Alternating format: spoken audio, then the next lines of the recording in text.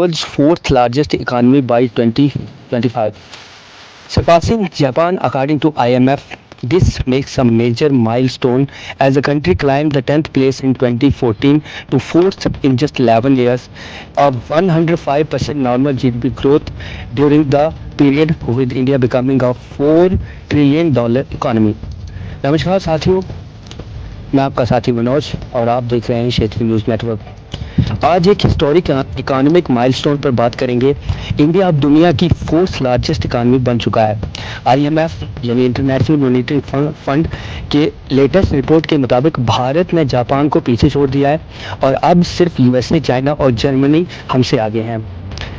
Graphic showing GDP ranking की अगर हम लोग बात करें तो आईएमएफ के अप्रैल 2025 वर्ल्ड इकोनॉमिक आउटलुक के मुताबिक इंडिया का जीडीपी 4.187 ट्रिलियन डॉलर तक पहुंच चुका है, जो जापान का सिर्फ 4.186 ट्रिलियन डॉलर ही है, जो भारत जापान से आगे बढ़ चुका है।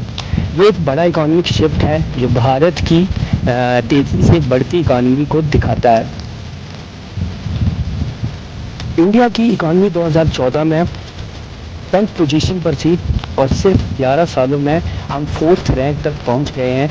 इस ग्रोथ के पीछे manufacturing boost, digital economy, infrastructure development और पॉलिसी रिफॉर्म का बड़ा हाथ है। एक्सपर्ट्स का कहना है कि अगर ये मोमेंटम बना रहा तो इंडिया अगले 2.5-3 साल में जर्मनी को पीछे छोड़कर थर्ड लार्जेस्ट इकोनॉमी बन सकता है। आईएमएफ के मुताबिक 2028 तक भारत का जीडीपी 5.58 ट्रिलियन डॉलर तक पहुंच सकता है। लेकिन सिर्फ जीडीपी साइज बढ़ाने से कुछ नहीं होता।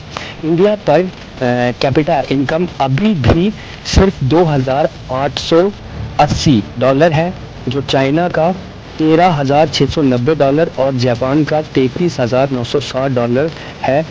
डॉलर से काफ़ी कम है। इकोनॉमिक ग्रोथ के साथ inclusive development, job creation, education reform भी ज़रूरी है, क्योंकि किसी भी देश की डेवलपमेंट के लिए उसका एजुकेशन सिस्टम जो है वो डेवलप होना बहुत ज़रूरी होता है। भारत की इकोनॉमी नए हाइट तक पहुंच रही है, लेकिन क्या हम ग्लोबल सुपर पावर बनने के लिए रेडी हैं?